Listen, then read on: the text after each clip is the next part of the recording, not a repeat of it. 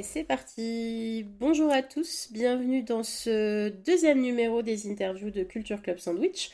J'accueille aujourd'hui avec nous Sophie Rosemont. Salut Sophie, Salut Sarah. qui est venue gentiment nous parler de son documentaire Les mille et une vies musicales de Fleetwood Mac, dont on vous a parlé lors du quatrième épisode du podcast. Un documentaire pour lequel personnellement j'ai eu un joli petit coup de cœur et on avait envie d'en savoir un petit peu plus parce que quand on fait le podcast, on n'a pas toujours vraiment le temps tout systématiquement de s'attarder sur les œuvres. Et quoi de mieux que d'accueillir la créatrice. Merci d'être avec nous, j'espère que tu es contente. Ah, je suis hyper contente, vraiment. Bon, alors du coup Sophie, est-ce que tu peux nous présenter un peu le docu et puis te présenter, nous raconter un petit peu ce que tu fais, qui tu es au quotidien? Alors, ce documentaire raconte, c'est difficile de résumer, mais je vais essayer, euh, la longue et, comment dire, hybride et assez folle, finalement, existence de ce groupe qui s'appelle Fleetwood Mac, né en Angleterre, qui a ensuite traversé l'Atlantique pour s'installer à Los Angeles, où il a connu une deuxième vie, enfin pas vraiment une deuxième, parce qu'au final, bah voilà, comme l'indique le nom du documentaire, il y a eu beaucoup d'existence au sein même de cette formation, qui n'a en revanche jamais changé de nom, Fleetwood Mac, Très riche. baptisé ainsi voilà, très riche, baptisé en l'honneur de Mick Fleetwood et de John McVie, qui est respectivement batteur et bassiste du groupe. Et c'est toujours rigolo de rappeler que Peter Green, donc, qui a formé ce groupe, l'a baptisé ainsi suite à des enregistrements qu'il avait fait avec eux en studio. Et quand il a voulu les recruter, leur a dit bah, le groupe, je l'ai appelé comme vous, donc en fait, il faut venir, quoi. Vous n'avez pas le choix les gars. Voilà. Voilà, c'est un bon argument. Faudrait y penser d'ailleurs. Voilà. Moi, c'est comme si moi, demain, je faisais un groupe, Sarah, et je l'appelais Sarah en disant bah, en fait, Sarah, ça serait vraiment super que tu viennes. En plus, je l'appelais Sarah. Donc, c'est vraiment dommage si tu ne faisais pas partie de Est-ce l'aventure, que tu tu vois. penses, si je lance un film qui s'appelle Tom Hardy et que je dis à Tom Hardy, faudrait que tu sois dedans, il accepterait. Ce serait bien. J'aimerais Ah, moi, bien. ouais, je me pose la question aussi avec Paul Mescal ou Josh O'Connor, tu vois. Ouais, Josh, voilà, je fais un film qui s'appelle Josh O'Connor. Bah, je pense qu'il faut que tu viennes. ouais, Hein. ce serait mieux. Ce serait pas mal. Donc Fleetwood, grande inspiration pour toi. Et donc toi, tu es journaliste? Oui, tout à fait. Alors en fait, je suis journaliste pour la presse écrite. J'écris donc pour Rolling Stone, Les Inrocks, Vogue, le L pour côté série, Afrique Magazine. Et puis, bah, je suis aussi chroniqueuse à la radio depuis quelques années. Donc j'ai participé longuement à la dispute du temps de son existence, qui était menée par Arnaud Laporte. Et là, j'interviens régulièrement dans les médias de culture en musique. Et côté télé, je réalise des sujets pour l'émission de cinéma Faut voir. Euh, j'ai commencé chez Chicha, qui était aussi une émission de cinéma sur Canal. Donc j'écris, je réalise des sujets. Chicha, c'était ça, non? Ouais, je me Exactement, rappelle. Chicha. J'adorerais ce... Ah oui, c'est un super jingle. Ouais. Et, euh, et donc là, pour Faut voir. Et j'enseigne aussi. J'enseigne à l'université. Donc voilà, j'enseigne dans des masters de journalisme culturel à la Sorbonne Nouvelle. J'enseigne à la Sorbonne et à Paris-Nanterre. Et dans des écoles de journalisme aussi. Bref, on va dire que je suis un petit peu occupée. Je Oui, m'occupe, quoi. j'allais Voilà. te dire. Et puis tu as écrit aussi un livre sur les filles. Deux livres. Deux livres. Et Moi, oui, j'étais deux marquée par livres. Girls Rock, Mais que j'avais trouvé oui. super aussi. Et donc ton Ah bah second merci livre, Sarah. Oui, alors mon second livre qui est sorti l'année suivante, Girls Rock, mais hélas, une semaine avant la fermeture des librairies, c'était en 2020, donc en pleine pandémie, et qui s'appelle Black Power, l'avènement de la pop culture noire américaine, donc qui retrace comment la lutte pour les droits civiques a perduré, on va dire, dès les années 50, qui pour moi sont vraiment, enfin pour moi c'est vraiment le début de la pop, jusqu'à aujourd'hui via le mouvement Black Lives Matter. Donc beaucoup, enfin, évidemment une part très musicale, c'est que la musique a été très importante pour le Civil Rights Movement, mais aussi du point de vue littéraire, cinématographique, artistique, voilà, des années 50 à aujourd'hui. Donc c'est un livre un beau livre, comme on dit, dans le sens où le format était assez grand et il y avait pas mal d'images. D'ailleurs, heureusement, parce que il y a quand même Isaac Hayes en couve et qui peut se priver d'une belle image d'Isaac Bah ouais, Hayes c'est en dommage que couverture. qu'on n'ait pas pu le voir en Voilà. magasin tout de suite. Tout de suite, ouais, c'est vrai qu'il est arrivé dès que les librairies ont rouvert.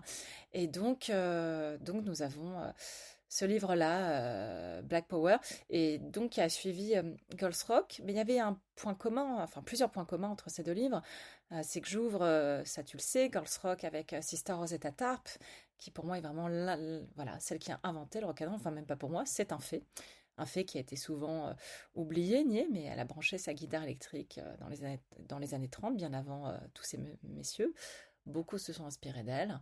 Et elle se retrouve, enfin, en tout cas je l'évoque dans Black Power, et puis Aretha Franklin, qui pour moi est une figure vraiment extrêmement importante, de femme puissante, de femme qui a touché à tous les genres musicaux, qui était vraiment connue d'ailleurs pour son empreinte inouïe sur la soul, Ouais, mais qui était une ouais, rockeuse. j'allais dire femme Donc de elle a rock. sa place dans Girls Ah Rock. oui, Et complètement. femme de rock Ah aussi. oui, oui. Voilà, C'est vrai qu'on n'a pas voilà. tendance à y penser, mais et tu le disais aussi tout à l'heure, même la pop qui tient ses racines vraiment de la musique noire des années 50, on est quand même bien loin de l'imagerie qu'on a de Madonna qui serait la reine de la pop, pas du tout.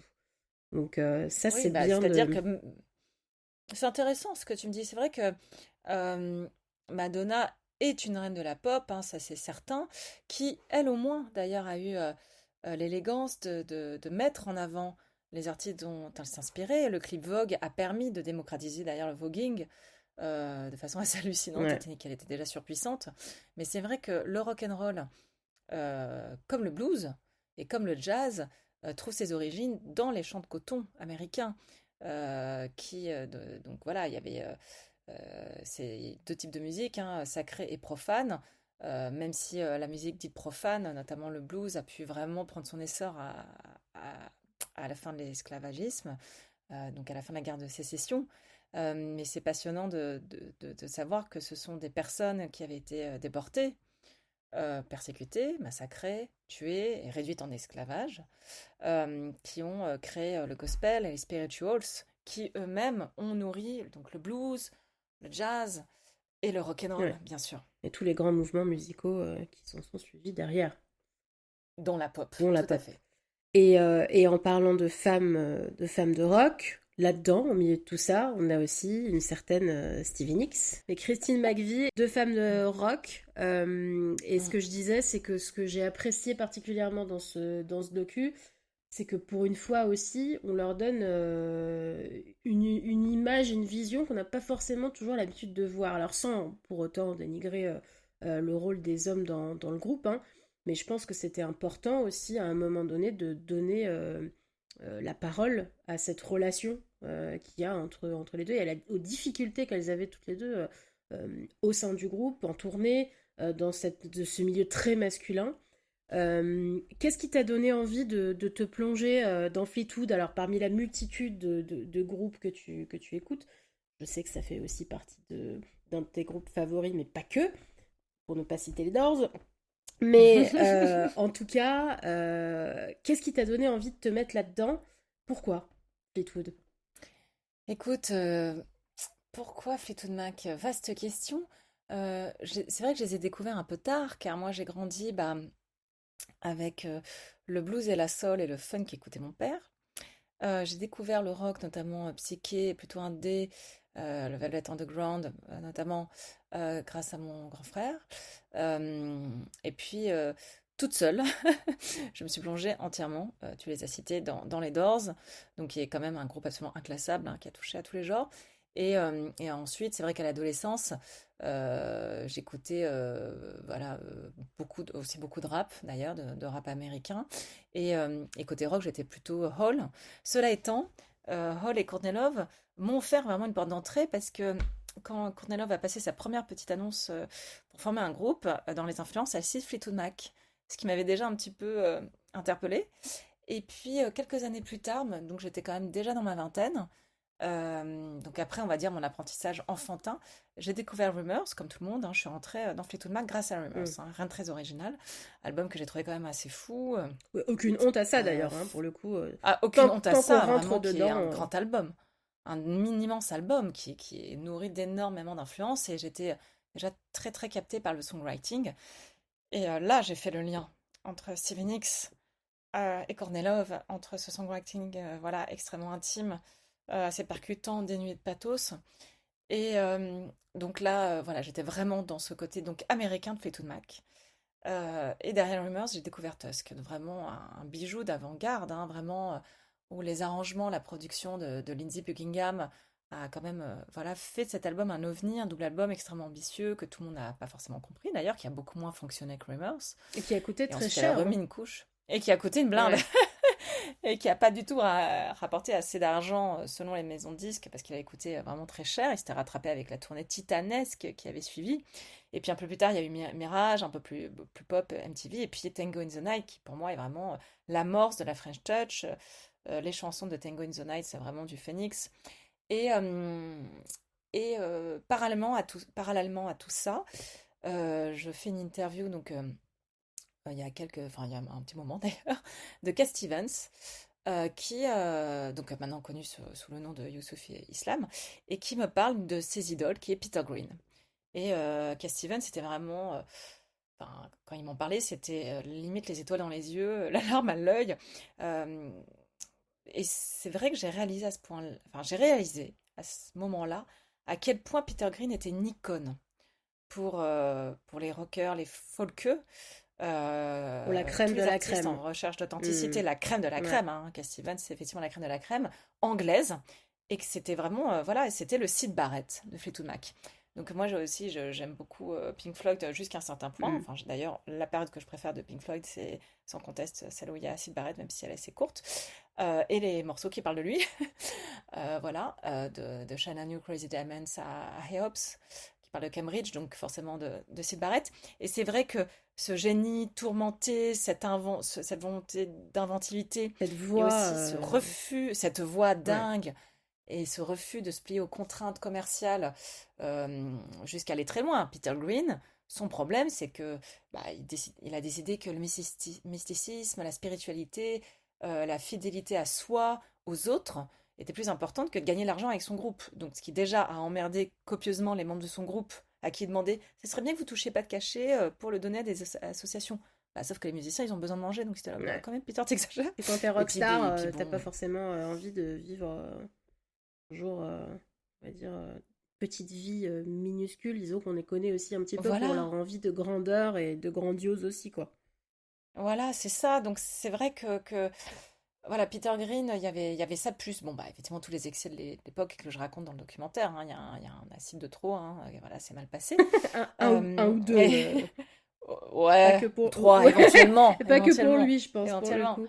Et pas que pour lui, c'est vrai que.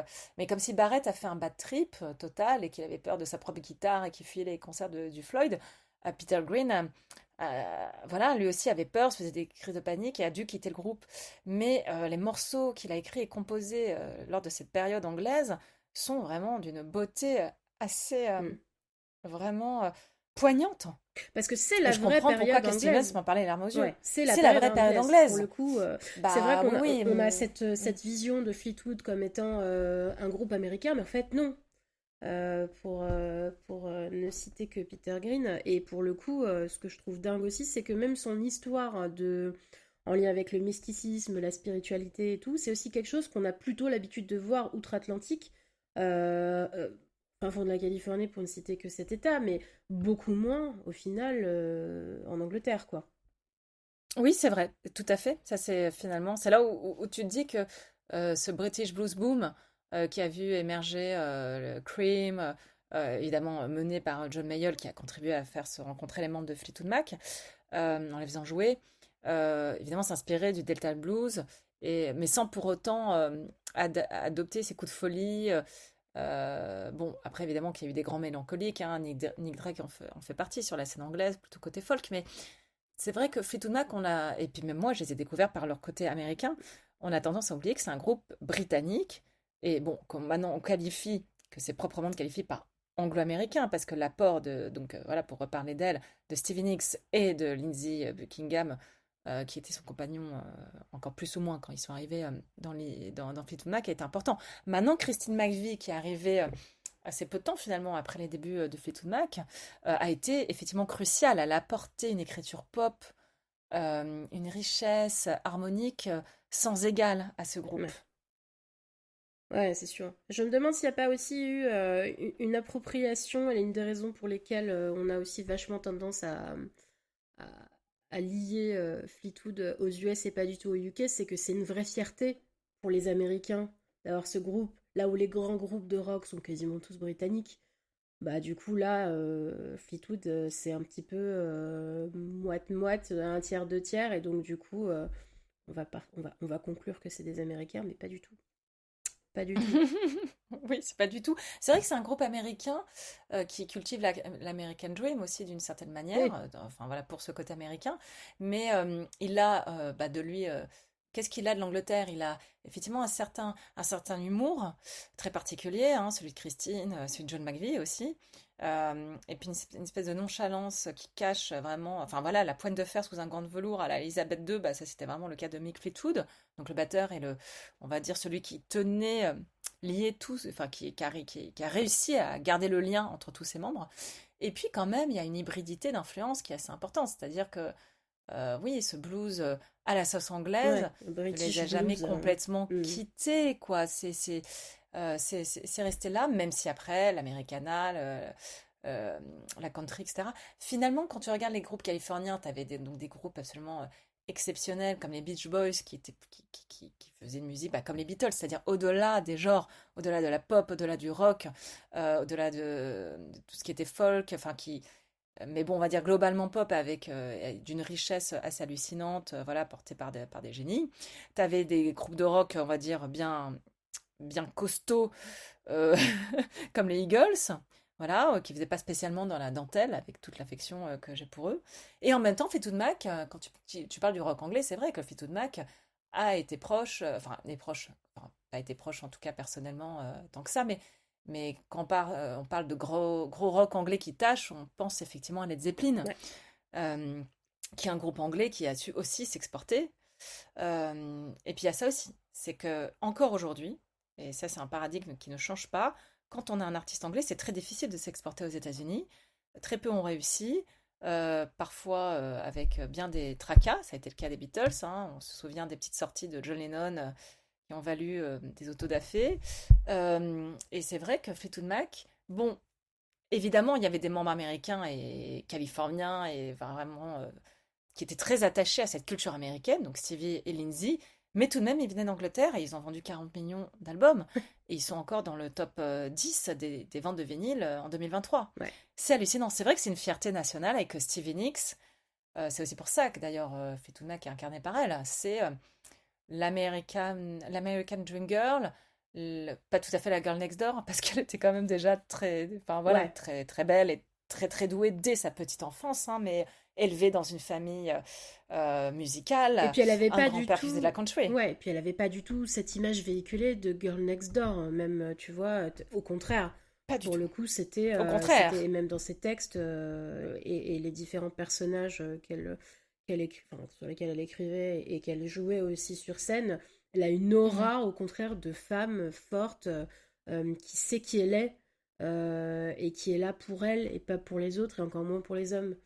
Et Ouais. ça, je trouve que c'est très fort. Rien qu'avec Mhm. une présence, de réussir à véhiculer ça, c'est quand même assez fou, quoi. Et qu'elle continue encore à véhiculer ça. Alors, on en parlait la dernière fois quand on discutait, mais sa présence dans plusieurs encore aujourd'hui dans la pop culture, que ce soit chez Ryan Murphy dans American Horror Story. J'étais obligée d'en parler parce que j'adore cette série, mais pareil, où elle est dans Coven, elle joue une sorcière absolument.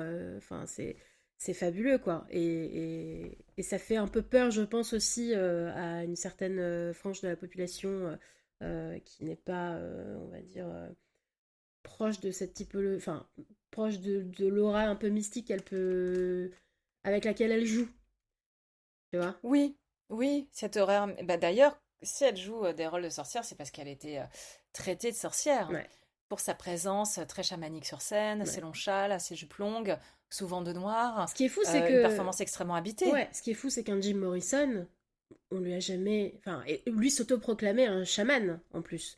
Oui, Donc, tout à fait. Le roi et lézard, ouais. exactement, The King Lizard, et pourtant, c'est pas quelque chose qui lui a été reproché, bien au contraire, ça lui a permis d'être mis sur un piédestal, mais Stevie Nicks est une femme. Donc, Stevie Nicks est une femme, donc elle a reçu des lettres de menaces, mais quand il pense, c'est intéressant de revenir sur Morrison, c'est que si ça a contribué à sa gloire et au fait d'être très aimé, quelque part c'était aussi le cas pour Stevie Nicks, Morrison, finalement, ce côté chamanique extrêmement affranchi, et notamment d'un système administratif, moral, en fait, voilà, c'était quelqu'un qui voulait vraiment s'affranchir de la morale, et particulièrement de la morale américaine, lui a valu quand même un procès, le fameux procès ouais, de Miami. Et ouais, d'ailleurs, il a fui à ouais. Paris parce qu'il ne pouvait plus gérer ça. Il a été, enfin, je ne dis pas ça parce que je suis très très fan de Jim Morrison, mais euh, même si au final il avait fait ce qu'il avait fait sur scène, donc des gestes obscènes, etc., enfin, ce que ça valait une telle chasse aux sorcières, comme on dit, c'est bien trouvé. En tout cas, c'est Ouais, ce qu'il a subi, et c'est oui, ce qui lui a fait quitter les États-Unis, et qui l'a peut-être mené quelque part à la mort, même s'il voulait être poète. Gna gna gna. Et Stevie Nicks, c'est vrai que, bah voilà, elle a reçu ses lettres de menaces de mort. En plus, elle cultivait cette liberté dans sa vie personnelle. Elle ne s'est pas mariée, n'a pas voulu se marier, n'a pas voulu avoir d'enfant. C'est quelque chose qui choquait vraiment, on va dire, je pense, effectivement, la bien-pensance américaine. Sans doute tout le côté un peu redneck, white trash, quoi, en fait. Et puis, bah, lors de l'investiture de Clinton, bon, alors Clinton, après, il s'est passé ce qui s'est passé, mais bon, qui n'est pas un républicain, jusqu'à preuve du contraire, ils ont chanté. ouais. Ils sont montés sur scène avec le ruban rouge pour incarner la lutte contre le sida. C'était la En tout première fois cas, ils ne cachaient rien de leurs convictions. qu'ils s'associaient justement ouvertement comme ça à un événement politique, non? J'ai pas souvenir Oui, que... ouais, oui, oui, Clinton les a appelés, bah, ça faisait longtemps que c'était pas vraiment monté sur ça. Enfin voilà, c'était quand même compliqué. Ils étaient déjà dans une période où plus personne s'entendait, plus personne voulait tourner. Enfin voilà, entre Lindsay et Stevie, voilà, Bon, c'était très comme d'hab. complexe. Et puis Christine pensait enfin voilà, elle était quand même, elle n'allait pas tarder à être sur les départs. Mais ça a été l'événement politique auquel ils ont été liés le plus fortement, et ce n'est pas rien. Donc effectivement, Fleetwood Mac, quand on me dit oui, c'est un groupe de boomers, c'est vrai. Un groupe blanc américain, c'est vrai aussi, on va pas dire le contraire. Mais en revanche, c'est un groupe qui n'était pas du tout, et qui n'est jamais devenu, ni conservateur, ni réactionnaire. Ça, c'est quand même Contrairement à important de le d'autres, souligner. Contrairement à pour ne pas d'autres. les citer. Voilà. Non, non, mais c'est vrai qu'il y a des groupes, bah voilà, on pense à Maureen Tucker. Enfin, moi, c'est vrai que je suis aussi très fan du Velvet Underground. Je crois que ça fait partie des autres groupes qui ont vraiment bercé mon enfance, hein. Le Velvet, le premier album, La Banane, qui est pour moi, voilà, un des albums ultimes. Et Maureen Tucker, Dieu sait que c'est une immense batteuse, mais bon, elle a quand même fini au Tea Party. Enfin, Ouais. voilà, c'est ce qui n'était pas le cas évidemment des autres membres, hein. Laurie et John Kell, il n'y a aucun problème là-dessus. Mais en tout cas, c'est pas parce qu'on fait partie d'un groupe de rock dans les années 70, Oui, 60-70, et qu'on est libre et affranchi qu'en fait on le reste toute toute sa notre vie. vie. Et eux sont restés fidèles à leurs convictions, et Stevie Nicks tient toujours des discours extrêmement féministes, écrit des textes qui ne cachent rien de sa personnalité dont tu parlais tout à l'heure, qui ne veut pas exister à travers les hommes, à travers le pouvoir dominant, etc. Et c'est pour ça aussi que c'est une idole pour toutes, enfin pour beaucoup, beaucoup, beaucoup d'artistes féminines américaines, et pas que. Oui, mais d'ailleurs, tu parlais tout à l'heure de Courtney Love, on le voit dans ton docu, elle a été, quand Stevie a eu c'était le Rock and Roll Hall of Fame, où Courtney est venue, et beaucoup d'autres artistes, et c'est vrai qu'on n'a pas tendance à...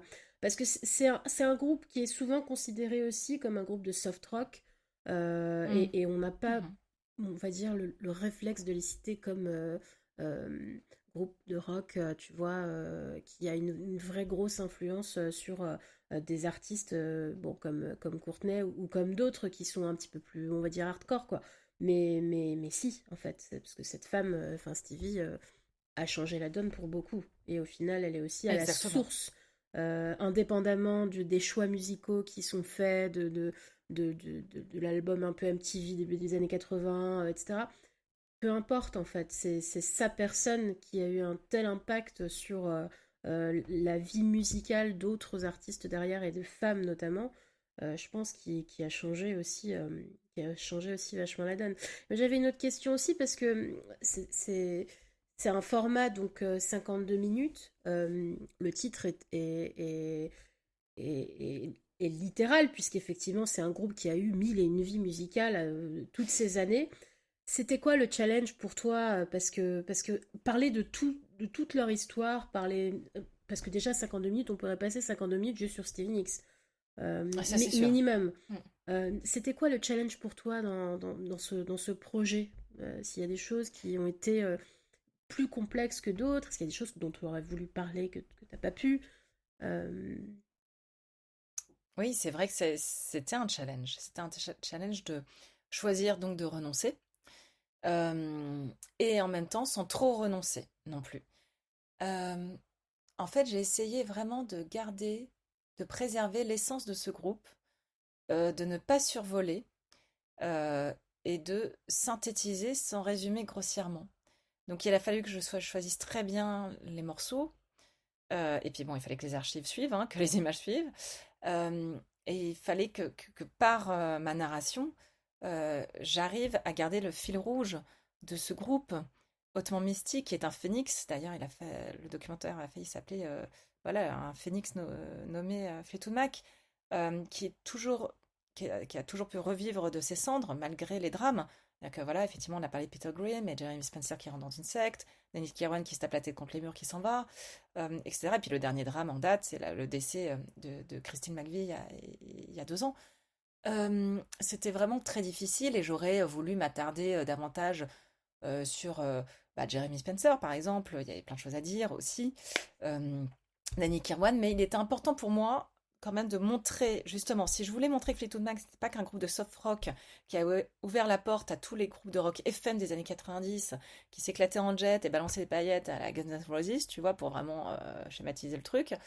Il était important que je montre, euh, pas album par album, parce que même ça c'était impossible, mais en tout cas, période par période, ce qu'ils avaient proposé, ce qu'ils avaient créé, le son qu'ils avaient travaillé et façonné à leur sauce, hein, parce que très vite, hein, en tout cas, ils ont su quelque part sublimer leurs influences et montrer que, voilà, notamment un album comme Tusk, que ça a été un peu une victoire, c'est-à-dire que j'ai réussi à lui consacrer autant de temps qu'à Rumors, alors que c'est un album mal aimé, compliqué, un double album avec des morceaux, on se dit mais qu'est-ce qui se passe quoi? Enfin, c'est vraiment presque déstabilisant. mais du coup, Et je voulais, oui, moins traité aussi chez les autres, parce qu'il y en a eu pléthore de documentaires sur Fleetwood, et puis il y a oui, même en eu Angleterre, oui, il y en a eu, et sans doute aux aux États-Unis, ouais, tout à fait. États-Unis, et puis il y a même eu donc une série Ah récente oui. qui est un peu copié-collé de leur vie, qui s'inspire pas directement, on va dire, parce que personne ne parle de Fleetwood Mac, mais effectivement, Daisy, Oui, c'est c'est copié-collé. Daisy and the Jones, hein, c'est ça, Daisy Jones and the Six. voilà, Daisy Jones and the Six. Et avec la petite fille d'Elvis dedans, qui joue. Et oui, Riley Keough, Ouais, yeah, qui est vraiment super, ouais, hein, ouais, qui est qui est très vraiment bonne pour le coup. super, qui est une Stevie Nicks rousse, Ouais. voilà. Mais il y a clairement la clavériste blonde qui pécho le bassiste, le guitariste charismatique, mais vraiment ombrageux, Ouais. qui est calqué sur Lindsey Buckingham, le batteur, bon, sauf que là, il n'y a pas d'histoire entre le batteur et donc celle qui joue Daisy Jones, donc là, on va dire la Stevie Nicks.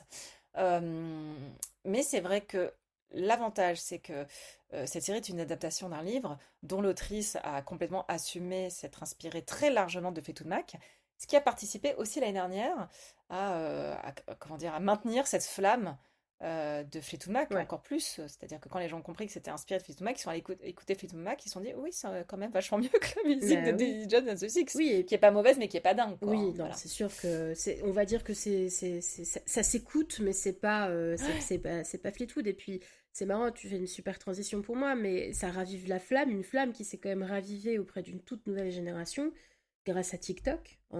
Et d'ailleurs, tu lances quasiment le docu sur cette vidéo. Pour les auditeurs, c'est ce fameux, pour ceux qui ont regardé TikTok, en tout cas, c'est difficile d'être passé à côté. C'est un mec californien sur son skate, sur Dreams, hein, c'est ça, donc de Exactement, Fleetwood ouais, Mac, Sean James. qui est juste en train de faire du skate en coucher de soleil, en rentrant du taf, ou en buvant En fait, il va au il va au taf. taf, c'est le Il va au matin du coup. taf. C'est le matin. En fait, ce qui est assez génial dans cette histoire, c'est que même elle, elle a un impact socio-politique. C'est-à-dire que ce TikToker, je suis sans doute très mauvaise sur la terminologie, C'est tout à fait qui est ça. d'origine amérindienne. Ah bah voilà, Ouais. eh ben ça me rassure, merci Sarah, je suis adoubée. TikToker. Qui est d'origine amérindienne, issu d'un milieu assez, on va dire, Ouais, précaire, qui doit aller bosser dans une usine de pommes de ouais, terre, c'est si mes ça. souvenirs sont bons, et sa voiture tombe en rade. Donc il prend son skate, parce que ce mec est quand même méga ultra cool, et il boit du jus de canneberge sur son skate en chantant Dreams pour se donner du courage pour aller bosser en étant en skate sur l'autoroute, tout de même. C'est euh, Nathan c'est donc il y a aussi Apodaca, il ça que je pense qui s'appelle. bouleverse les gens, quoi. Ouais. Voilà, exactement. Donc il y a ce côté à la fois très, très chill, et derrière le chill, derrière la légèreté, derrière l'aspect presque ouaté, voluptueux, onirique, vaporeux, très englobant de la mélodie de Stevie Nicks et de Dreams, il y a toujours des choses plus douloureuses, un quotidien qui peut être éprouvant du point de vue affectif, du point de vue émotionnel, du point de vue financier, du point de vue professionnel, enfin vraiment à différents points de vue. Donc là, Dreams a chanté une réponse, voilà, à Lindsey Buckingham qui lui avait balancé pas des trucs pas très sympas dans Go Your Own Way, qui est aussi un super morceau, et elle lui répond avec Dreams, euh, de façon voilà, très juste. J'invite vraiment tout le monde à lire les paroles et à les écouter attentivement pour ceux qui comprennent l'anglais. Et donc, voilà, ce TikToker qui écoute Dreams et voilà, qui s'envoie du courage et qui en même temps s'enveloppe dans une bulle réconfortante. Et puis même pour le Voilà. spectateur, c'est une bulle qu'on redécouvre aussi parce que c'est une vidéo qui est sortie en septembre 2020. Donc on est Mm, en mm, pleine tout à période fait. premier C'est vrai. Covid. Premier C'est Covid. là aussi que TikTok commence à exploser, en l'occurrence en France. Et c'est effectivement, je pense, le bon morceau, la bonne vidéo au bon moment aussi. Tu vois, c'est un vrai concours de circonstances qui a aidé à bon, déjà au fait que cette vidéo ait explosé, parce qu'elle a fait des millions de vues sur TikTok, elle est passée partout. Ce mec, sa vie a complètement changé hein, avec cette vidéo. Ça a relancé Fleetwood auprès d'une génération qui ne connaissait pas le groupe, donc qui a découvert le groupe, et puis ensuite il y a eu d'autres morceaux qui sont passés. Et ça, c'est quand même fou, quoi. C'est vrai que TikTok aujourd'hui a au final une véritable influence sur l'industrie de la musique. Ça a complètement chamboulé la façon de travailler de l'industrie et pour tout le monde. C'est-à-dire pas juste pour les chanteurs de pop ou pour les danseurs de K-pop, etc. C'est-à-dire que même un groupe comme Metallica, aujourd'hui, sa promo se fait à moitié sur TikTok, quoi. Et tant mieux, moi j'ai envie de dire. Moi je suis très Et tant contente, hein, mieux. parce que pouvoir permettre à une génération de découvrir aussi autre chose que la soupe qu'on leur sert à la radio ou dans les tops Spotify, c'est très très bien aussi. Tant mieux. Oui, et puis ça permet aussi de mettre en lumière des groupes qui étaient condamnés à rester alternatifs comme Cigarette After Sex. Exactement. Cigarette After Sex, c'est vraiment un super exemple. C'est vraiment Tu vois? Kate Bush, Running Up That Hill, qui avait Ah, recartonné merci. après Stranger Stranger Things. Things. Ouais. Pareil, quoi.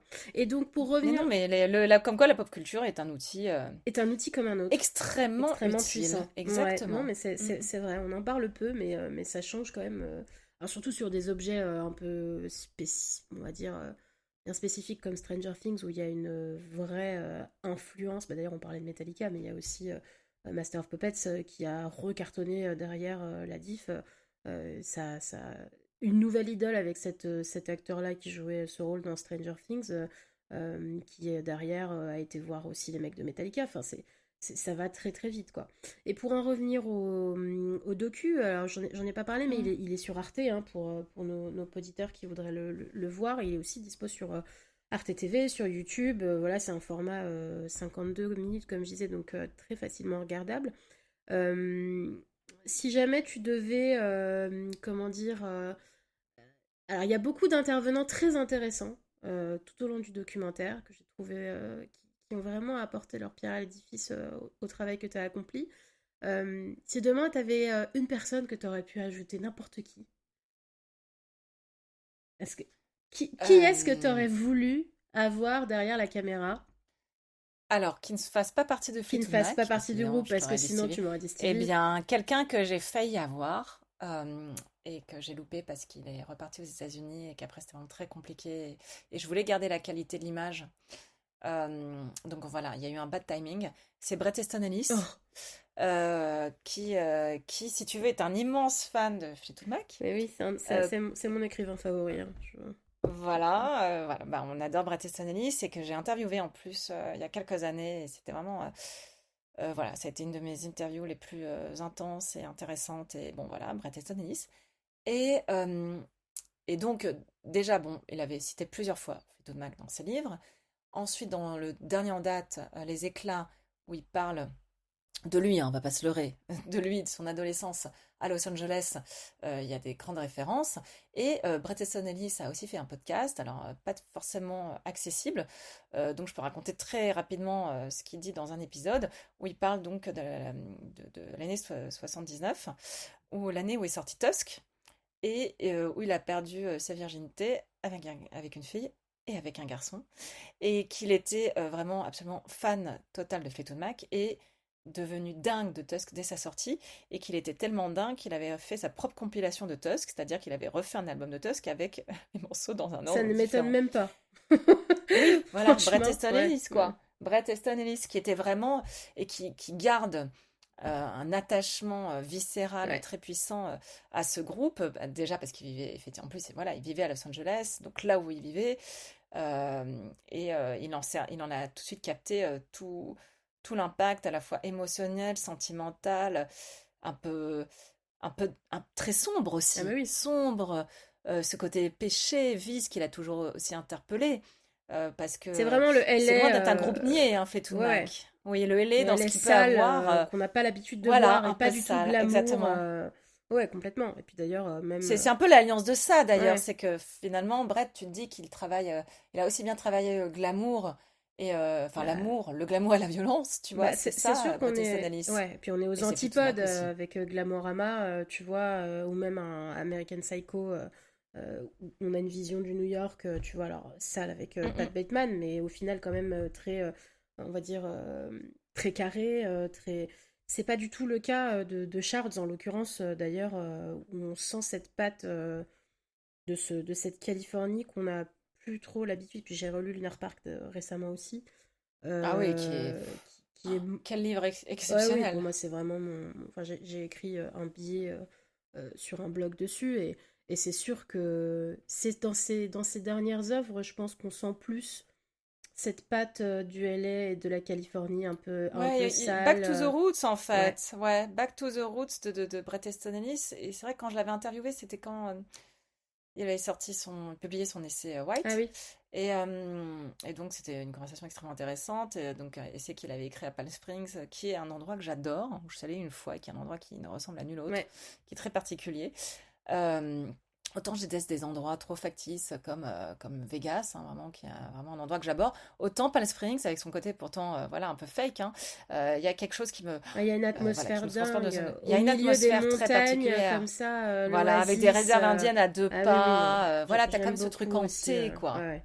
Hanté, qui est celui de Bret Easton Ellis. Et, et bon, bah, de toute façon, il est retourné vivre à Los Angeles. Enfin, d'ailleurs, comme plein d'artistes qui ont vécu longtemps à New York, et New York est devenu tellement cher à part ceux qui avaient acheté il y a très longtemps, je sais pas, comme Paul Auster, hein, voilà, qui restait jusqu'au bout à Brooklyn, mais beaucoup de gens, et surtout des musiciens, sont partis s'installer plutôt sur la côte ouest, même qu'il est devenu très cher aussi, mais en tout cas, c'est vrai que tu as raison sur ces derniers romans, il y a ce retour à ce qu'il a été, et en quoi l'homme qu'il a constitué a inspiré tous ces personnages, et c'est intéressant d'ailleurs ce jeu de loi à retrouver euh, dans ses romans, ses premiers romans, même Moins que zéro. En fait, quand tu Oui. relis Moins que zéro, il y a tout, et que tu lis, c'est que tu lis les éclats derrière, tu dis oui, bah en fait, le lien est La boucle est tellement bouclée, quoi. évident. La boucle est C'est juste bouclée, et on une. espère d'ailleurs qu'il va pas la boucler trop, trop vite, qu'il Ouais. va nous revenir avec d'autres livres. Mais lui, oui, j'aurais adoré, et en plus, on a, enfin, de coup, il y a eu vraiment discussion. Bah, surtout qu'il C'est-à-dire qu'il était il vraiment était à Paris intéressé. pour la tournée de Shards, j'imagine. Et oui, et moi, en fait, étant donné que bah voilà, c'est les timings qui se font Ouais, pas. Moi, je ne voulais pas lui demander une interview tant que j'avais pas, tout bêtement, hein, c'est un truc très prosaïque, signé mon contrat, signé ce docu. bien sûr. Voilà, tant que j'étais pas sûre qu'il était, voilà, enfin que tout soit vraiment cadré. Et en fait, je l'ai su peut-être 2 mois après. Donc on s'est loupé sur ce documentaire, mais c'est vrai que ça aurait été exceptionnel d'avoir Brett qui nous parle face Ah caméra de bah oui. Fleetwood Mac. Voilà, Bah, surtout qu'en plus, voilà, ça c'est c'est mon marrant parce grand que regret. c'est un personnage à lui-même, quoi. Donc, il y aurait certainement eu des choses très intéressantes derrière. Alors, c'est marrant Mais je parce ne que... perds pas Ouais, espoir ouais, de filmer Bret Easton Ellis un jour, pour tout te Ah dire. bah écoute, Voilà, le jour où ça arrivera, tu lui feras je signer t'appelle. Lunar Park pour moi. Moi, je suis obsédée par ce mec, hein, pour le coup, vraiment. Je l'adore et d'ailleurs j'ai parlé de White, de The Shard, de Lunar Park sur le podcast à plusieurs reprises. Donc les auditeurs, vous pouvez réécouter les anciens numéros Mais dont oui, il je faut les parle réécouter parce qu'il a été conspué à tort. de Enfin, Bret depuis Easton quelques Ellis. années, c'est un peu la mode hein, Ouais. de revenir sur Bret Easton Ellis, Bret Easton Ellis. Ah, Mais il a enfin, toujours été, en fait, enfin, il l'a toujours été. clivant. Il a toujours Mm, été clivant. mm. Mais bon. Pour en revenir à Fleetwood, Oui, qu'est-ce que... Si demain on devait conseiller quelqu'un qui n'a jamais écouté Fleetwood, par quel album on commence? Et Rumors. Rumors, hein. Ah bah Bah, oui, c'est là, vrai je que vais c'est pas le chercher plus, midi à c'est quatorze vrai que c'est heures. le plus abordable aussi C'est plus musicalement. Et accessible. puis ouais, je suis d'accord avec Ouais. toi. Et puis il y a vraiment que des tubes. T'as quand même l'essence californienne. Donc oui, je pense que bah, ce qui est l'album par lequel je suis rentrée dans l'univers de Fleetwood Mac. Ouais, je pense que je rentrerai par Rumors. Ok. Ouais. Tu nous as, tu- C'est très évident, hein, j'aurais voulu. Voilà, je pourrais te dire Tusk parce que moi, je pense que mon album préféré de Fleetwood Mac, c'est Tusk. C'était ma deuxième question. Voilà, j'adore Tusk. C'est un album auquel je me suis de plus en plus attachée. Même si après, j'aime tous les albums qui ont été faits à l'époque Peter Green. Mais c'est surtout des morceaux qui se distinguent de façon assez hallucinante. Hein. Oh Well, qu'Alex Kapranos me commente très bien. Hmm. Albatros, qui est un morceau absolument Alexandre exceptionnel. Capranos, chanteur de Franz Ferdinand, qu'on voit ouais, plusieurs reprises dans le docu, quoi. Dans le Mm. documentaire, effectivement. Merci de le préciser, parce que je suis Alex Kapranos. Et donc, oui, je rentrerai par Rumors. Ensuite, j'irai faire un tour sur Tusk. Je remonterai sur les 3 premières années. Et ensuite, je m'écouterai au moins Everywhere de Tango in the Night. Et je pense que j'aurai un bon aperçu, si je ne connaissais pas Fleetwood Mac, ce, de ce que je vais y arriver, Que de ce que peut proposer. proposer Fleetwood Mac. Tu nous as pas fait une petite playlist justement sur Spotify pour accompagner le docu avec ton top des chansons. C'est dommage, Mais je suis t'a- nulle, Sarah, t'aurais pu nous faire mais... ça pour les gens qui veulent découvrir Non, le... mais en plus, tu sais que moi, je suis sur Deezer. Ah, alors 10 heures, c'est pareil, j'imagine que oui, c'est vrai. Il faut qu'on Mais, soutienne les mais c'est vrai que entreprises françaises, j'avoue que moi je... voilà, qui paient leurs impôts en France. Non, mais après, sur les temps que, bah, pendant la pandémie, j'ai fait plusieurs playlists de la douceur, du voyage, de l'espoir, de l'énergie, de la danse. Et j'avais réussi à les mettre à la fois sur Apple, à les poster sur Apple, Spotify et Deezer. Et c'est vrai que oui, Fleetwood Mac, je pourrais faire mon petit best-of perso de Fleetwood Bah Mac, c'est une ouais, bonne idée.